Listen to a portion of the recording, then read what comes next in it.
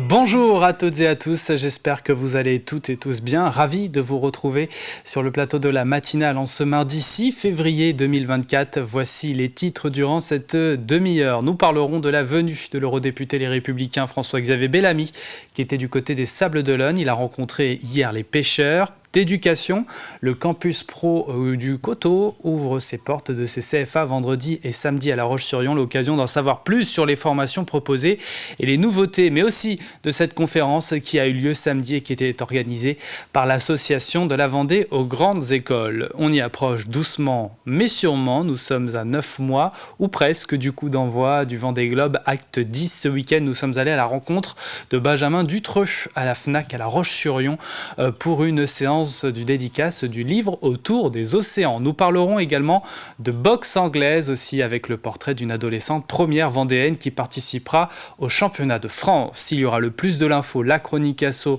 et l'extrait du jour. Le jeu également avec des places pour voir des matchs du basket du club de Chaland, des matchs de championnat.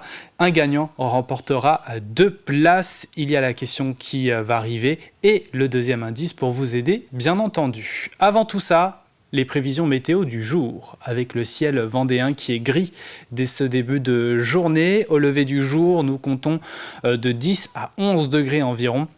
Il faudra attendre la deuxième partie de journée pour voir quelques changements. De très timides éclaircies seront au programme, avec en moyenne 12 degrés sur l'ensemble du territoire. Les marées maintenant. Eh bien, sachez que la basse mer est passée ce matin à 7h14. La suivante, ce sera à 19h55. Et pour ce qui est de la pleine mer, en milieu d'après-midi à 14h10, coefficient marée 39,45. La carte des marchés pour cette journée de mardi. Vous pouvez vous rendre à Saint-Laurent-sur-Sèvre, Dompierre-sur-Yon ou encore la Bruffière. Un peu plus dans le sud, comme vous pouvez le voir, nous avons celui de Talmont-Saint-Hilaire ou encore les Sables-d'Olonne. Nous sommes le mardi 6 février 2024 et le 6 février, nous embrassons les Dorothée, Mélodie et les Warren, les Gaston également.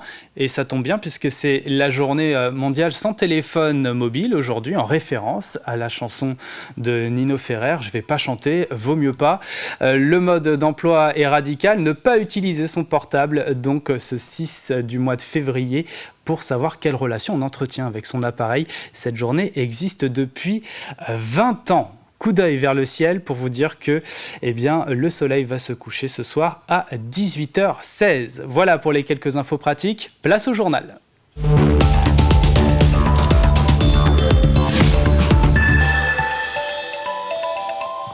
François-Xavier Bellamy était en visite aux Sables-d'Olonne. L'eurodéputé et tête de liste Les Républicains aux prochaines élections européennes a rencontré les pêcheurs pour leur faire part de son indignation ce lundi matin.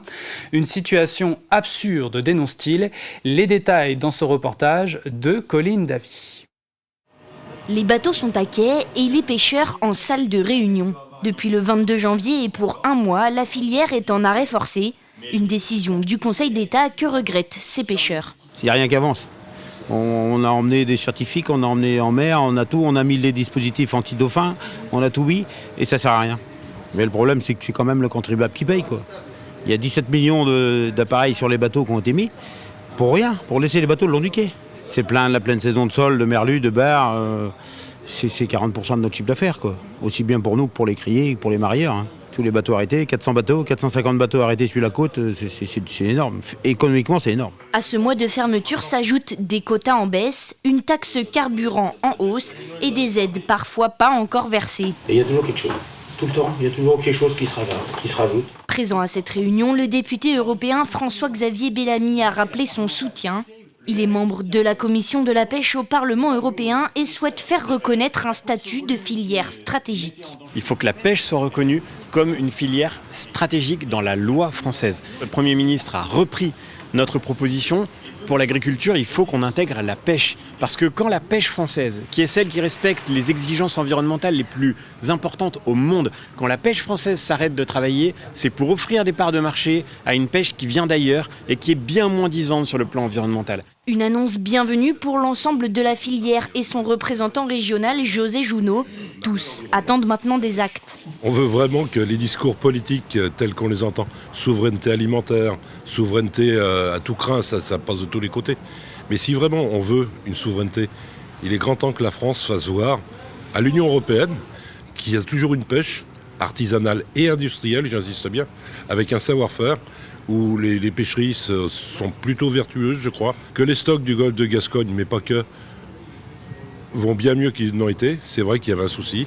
Je crois que tout le monde a joué le jeu. En attendant, la filière reste inquiète pour son avenir. En 30 ans, sur le département, le nombre de professionnels a baissé d'un tiers. La Roche-sur-Yon, le campus Pro du Coteau, ouvre les portes de ses CFA vendredi et samedi. L'occasion de plonger dans les formations proposées autour du bâtiment, de la mécanique, de la métallerie ou encore du service à la personne. C'est aussi l'occasion d'en savoir plus sur les nouvelles formations qui vont ouvrir à la rentrée. Le CFA BTP ouvrira notamment en BTS, système constructif, bois et habitat. Il y a une forte demande dans le secteur. C'est juste une continuité par rapport au bac pro que nous avons aujourd'hui dans le secteur du bois pour permettre aux jeunes de plutôt travailler dans les bureaux d'études, dans les entreprises, mais pas que, parce que c'est aussi des personnes qui vont intervenir aussi sur les chantiers, donc avec les conducteurs de travaux, donc pour tout simplement appréhender la construction bois, les modulaires, etc. Donc sur les chantiers qu'ils vont avoir à mettre en œuvre dans les entreprises. Alors nous avions une capacité de 1200 apprenants sur le site de l'URMA et nous sommes arrivés à la rentrée dernière à 1900 apprenants et donc il faut absolument que l'on puisse agrandir les locaux pour pouvoir les recevoir dans de bonnes conditions. Nous sommes enchantés que la région a pu enfin démarrer ses travaux avec tous les secteurs de la mécanique, de la coiffure, de l'esthétique qui seront revalorisés. Tous les plateaux techniques vont être mis en nouveauté. Et nous avons 3 à 4 ans de travaux, par contre, le temps de tout réaménager. Un lycéen vendéen a 8 fois moins de chances d'accéder aux grandes écoles que celui d'un établissement francilien. Et pourtant, rien n'est impossible. C'est ce que rappelle depuis 5 ans l'association de la Vendée aux grandes écoles. 60 étudiants vendéens de grandes écoles nationales en sont membres. Leurs actions, des interventions dans les lycées, du mentorat, une bourse et pour la première fois, un forum destiné aux futurs étudiants et à leurs parents. Il s'est déroulé ce week-end, le forum, et a attiré de nombreux potentiels futurs étudiants de grandes écoles. C'est la première fois qu'on organise cette conférence parents-élèves sous forme en fait de forum qui inclut des mini-conférences. Et ça répond à une problématique qu'on a souvent vue, c'est que intervenir devant les lycéens, c'est super. Mais le premier facteur d'orientation chez les jeunes, ce sont leurs parents. Alors nous, on a toujours eu ce souhait, depuis la création de l'association, d'organiser une conférence qui nous permettrait de pouvoir parler à la famille au complet et de pouvoir transmettre notre message et briser les tabous de manière plus globale et de pouvoir accompagner le lycéen et sa famille vers les cursus sélectifs. Toi qui souffres, qui que tu sois, entre, dors, mange et reprends espoir. Ce sont les mots prononcés par l'abbé Pierre le 1er février 1954. 70 ans plus tard, la communauté Emmaüs est toujours présente aux 4 coins de France et ici en Vendée depuis 1982. Les 2 communautés présentes aux Essarts et à Fontenay-le-Comte continuent leur combat pour offrir un toit à environ 80 adultes et 14 enfants. 70 ans après, vous voyez les gens qui dorment sur le parvis de l'église Saint-Louis. Comme je vous le disais, notre directeur de communauté, quasiment tous les jours, refuse. Alors, il ne faut surtout pas dire il a perdu. Non, il n'a pas perdu. Parce qu'on abrite de nombreux compagnons, de compagnes. Mais hélas, on en refuse tous les jours. Donc, il faut nous souhaiter de pouvoir continuer, qu'on puisse réorganiser. Alors, j'aimerais bien réorganiser des événements et dire... il y a 80 ans, il y avait l'appel et il y a moins de gens dans la rue. Il y en a peut-être encore, mais on continue de bien faire notre boulot. Benjamin Dutreux était à la FNAC de La Roche-sur-Yon samedi après-midi pour une séance dédicace du livre Autour des océans.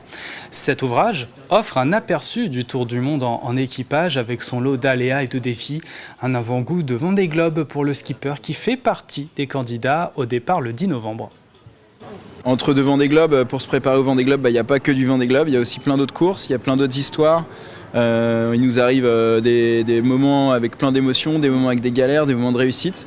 Et je trouve que ça, c'est bien aussi de pouvoir aller le partager avec le grand public, avec les gens qui nous suivent. Et puis après, le Vendée Globe arrive très très vite. Et c'est vrai qu'on met toute notre énergie pour être prêt pour cette course-là. Et c'est vrai que ça fait déjà 2 ans et demi qu'on dort Vendée Globe, qu'on se réveille Vendée Globe, qu'on prépare Vendée Globe. Donc maintenant, ça approche à grands pas.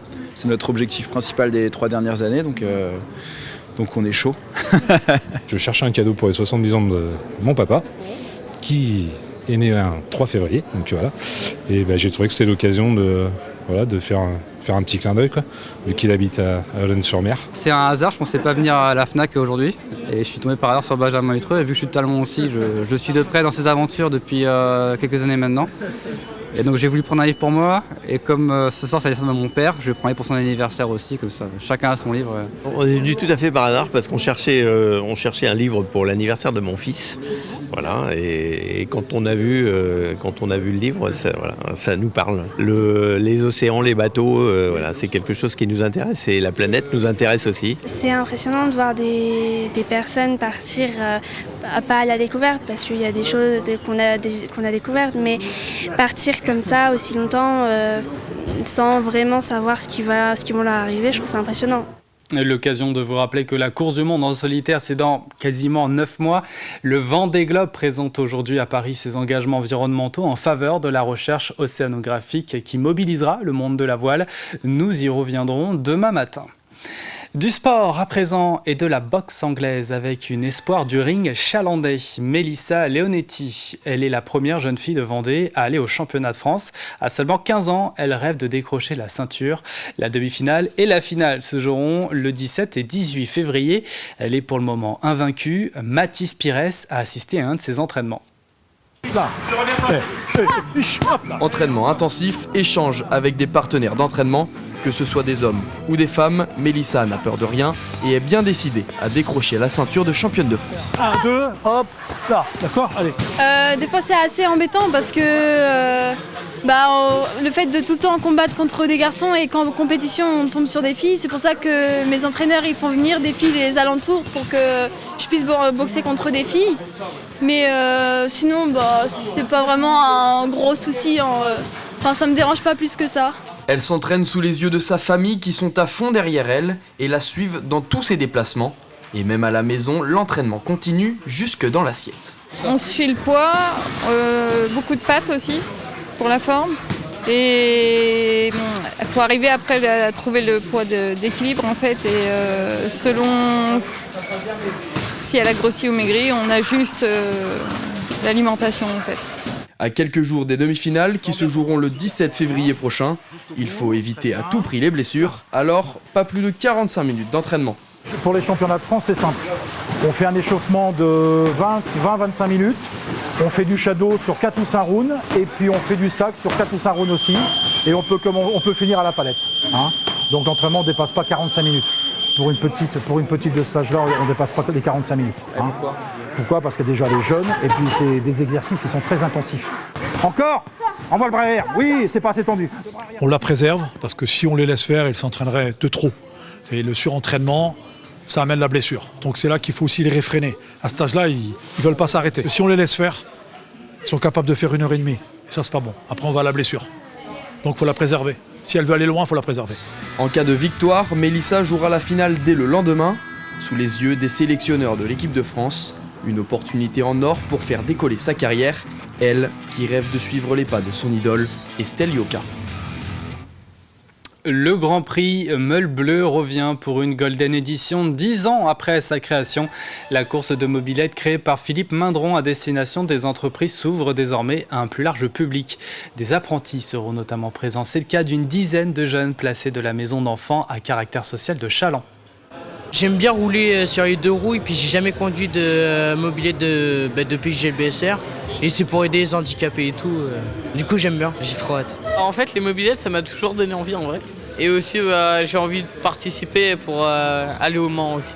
Voilà de particulier que c'est les retrouvailles déjà parce qu'on avait annoncé la DRDDR en 2019 et puis elle va surtout être solidaire. C'est ça qui est très important.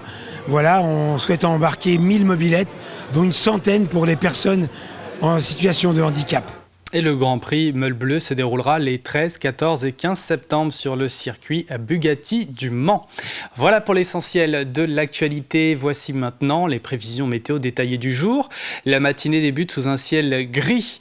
Les nuages dominent encore une fois sur l'ensemble du département. Au lever du jour, le mercure monte un peu. 9 degrés à la Châtaigneraie, 10 pour Benay, Chantonnay, La Roche-sur-Yon, 11 degrés à Fontenay-le-Comte, Moutier-les-Mauffais et la Tranche-sur-Mer, 12 pour Challans, l'Île-Dieu et les Sables-d'Olonne. Il faudra attendre la deuxième partie de journée pour voir quelques éclaircies. Ça ne sera pas du grand ciel bleu, je vous le dis tout de suite, mais il y aura quand même quelques passages du soleil qui peuvent être agréables. Le mercure aussi en moyenne jusqu'à 12 degrés sur l'ensemble du territoire. Retour de la pluie très probable pour demain et un thermomètre qui dépassera toujours les 10 degrés, mais nous y reviendrons bien entendu. Nous entrons dans la deuxième partie de cette édition à suivre dans quelques instants, comme tous les mardis, la chronique asso avec Mathis Pires. L'extrait du jour, il est question de backstage comme tous les mardis, mais aussi le jeu qui est à retrouver. Mais avant tout ça, place au plus de l'info.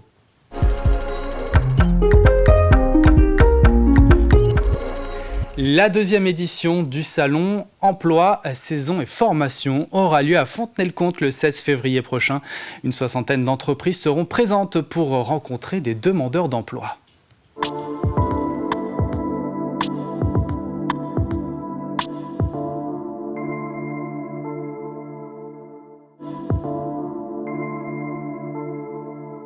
La communauté de communes, sa compétence essentielle, pas que, mais la plus grosse compétence, c'est le développement économique. Et donc aujourd'hui, aider les entreprises, c'est leur faciliter la vie, avec ce salon de l'emploi et de la formation, avec nos partenaires, qui sont la mission locale et France Travail, c'est d'accompagner et de pouvoir effectivement faciliter le recrutement de nos entreprises. Cette année, c'est vrai que le service économique et l'agence a beaucoup travaillé et on a des domaines, tout domaine d'activité, du santé, du tourisme, de l'industrie, de l'artisanat, du commerce. On a à peu près tous les corps de métier qui sont bien représentés cette année. Et l'année dernière, effectivement, plus de 800 visiteurs, une trentaine de stands. Donc aujourd'hui, on double quasiment le nombre de stands. On espère doubler évidemment le nombre de visiteurs et surtout faciliter l'accès à l'emploi, c'est ça l'essentiel. L'enjeu pour nous, il est très simple. C'est déjà de montrer que l'ensemble des acteurs du territoire, ensemble, se saisissent de la question de l'emploi. On est sur le bassin de Fontenay à environ 5500 demandeurs d'emploi. Et pour vous donner un ordre d'idée, sur les entreprises, les offres d'emploi, sur l'année 2023, 3800 offres d'emploi diffusées sur le site de France Travail, anciennement Pôle emploi. On a des besoins forts des entreprises aujourd'hui et des tensions de recrutement qui restent encore très fortes. Donc l'enjeu de ce forum, c'est une opportunité finalement pour tous nos demandeurs, tous les candidats de venir rencontrer des entreprises en dehors de leurs locaux, de manière très simple et de faciliter la rencontre et de contribuer au développement économique du territoire. Essayer de faire différemment, sortir du CV.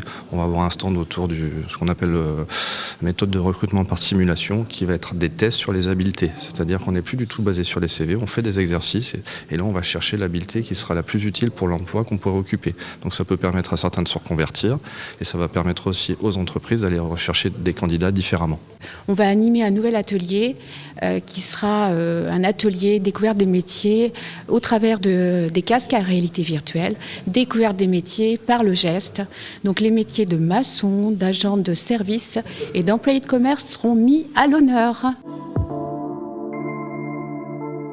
C'est un événement important pour la jeunesse, c'est un événement important pour les jeunes. Donc immanquablement, ils ont intérêt à être présents. On est dans la prescription et la promotion de cet événement auprès des jeunes. On les prépare également, on a des ateliers pour préparer ces jeunes à aller sur un salon. Parce que oser franchir le stand de l'entreprise. Donc pour nous, Mission Locale, notre rôle sur ce salon, c'est surtout d'accompagner, de guider, de créer la rencontre avec les entreprises et puis de provoquer les opportunités.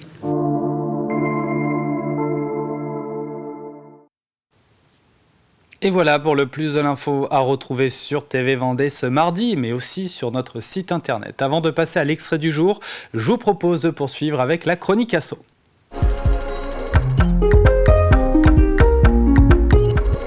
Et aujourd'hui, coup de projecteur avec Mathis Pires sur l'association Foyer Rural. Rencontre avec son président Vincent Tétaux. L'asso accueille des Allemands à la découverte du territoire vendéen. Bonjour à toutes et à tous, pour cette chronique asso, je suis parti à la rencontre de Vincent qui est juste à côté de moi. Il fait partie de l'association Foyer Rural.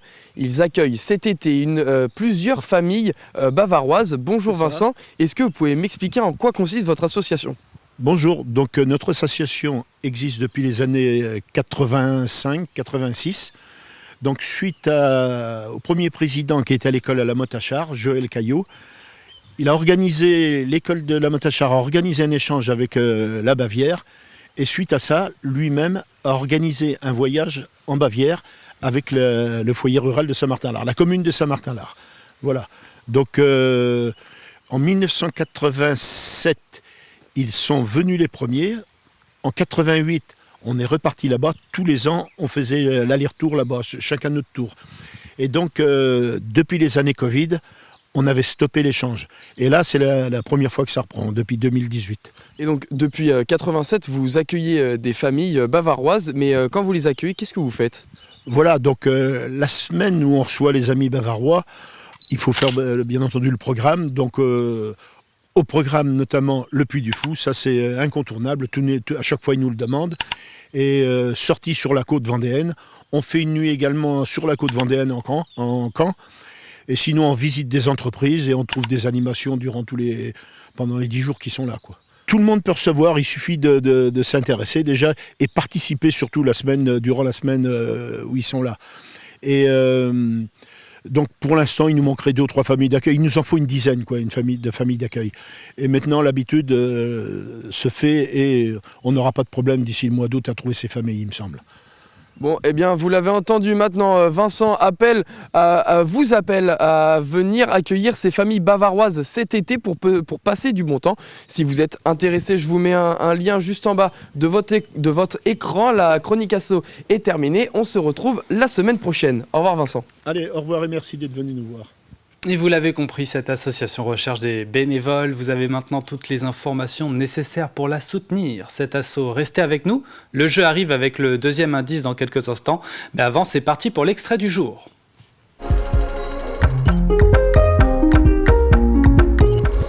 Il s'agit de Backstage que l'on retrouve tous les mardis. Aujourd'hui, l'invité, c'est Angie De Grolard qui nous présente son seul en scène, Je Rep. C'est son premier spectacle. Comment tu juges ton début de carrière ? Plutôt cool. Moi, je suis heureuse, je fais ce que j'ai envie de faire. Tu vois, j'ai écrit mon spectacle seul en scène. On va en parler. Ouais, j'ai évidemment. d'autres projets à côté, donc c'est vraiment chouette. Donc voilà, je m'amuse, ce qui est le principal. J'amuse les gens et c'est le principal aussi. C'est ce que tu voulais faire ouais. Et tu y es pleinement. Je te propose, pour commencer cette émission, de faire un léger retour en arrière. Okay. Voilà ce que tu nous disais il y a 2 ans lorsqu'on parlait de ce nom de spectacle. Comment tu vas te projeter dans cette future carrière ? Tu commences à écrire ton spectacle. Ouais. Comment tu vas l'appeler d'ailleurs ? Je sais pas encore. Tu prépares le Stade de France, non ? Oui. Par exemple ? Oui, De Grolard prépare le Stade de France. C'est bien comme nom. Ouais, après, j'y réfléchi, c'était une idée, ça me faisait rire, mais je me suis dit, le titre, il viendra peut-être après. Tant que je ne sais pas exactement tout ce qu'il va y avoir dans l'entièreté de ce spectacle, j'ai envie de me laisser toutes les libertés, toutes les possibilités de parler de ce que je veux pour l'instant. Oui. Mais c'est vrai que la piste du Prépare le Stade de France, ça me faisait rire. Je trouve qu'il y a quelque chose dans ce futur nom de spectacle. J'ai le même pull ? Écoute, non, la même couleur. Angie, le spectacle s'appelle comment ? Je Rep. Je Rep. Donc pas du tout... on n'est toujours pas au Stade de France, mais... C'est l'étape qui viendra. Et on repassera cette vidéo. Tant que je ne l'aurais pas fait. Voilà, on la passera. Je Rep, alors pourquoi le nom de ce spectacle ?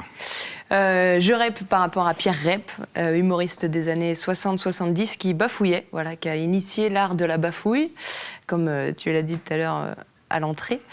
Et je Rep pour je bafouille.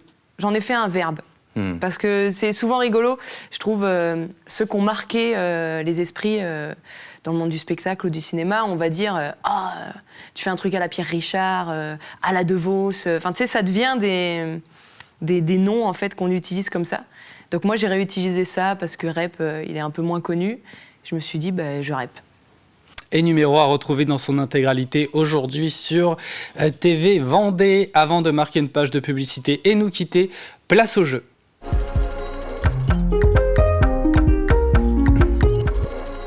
Et c'est pour vous, les amateurs de basket et les autres aussi, hein, si vous voulez assister à ce show dans le Nord-Ouest vendéen. Un gagnant remportera 2 places, des places open pour la saison de championnat 2023-2024 du club de Chaland, équipe de National 1, l'équivalent de la 3e division, une des meilleures équipes en Vendée.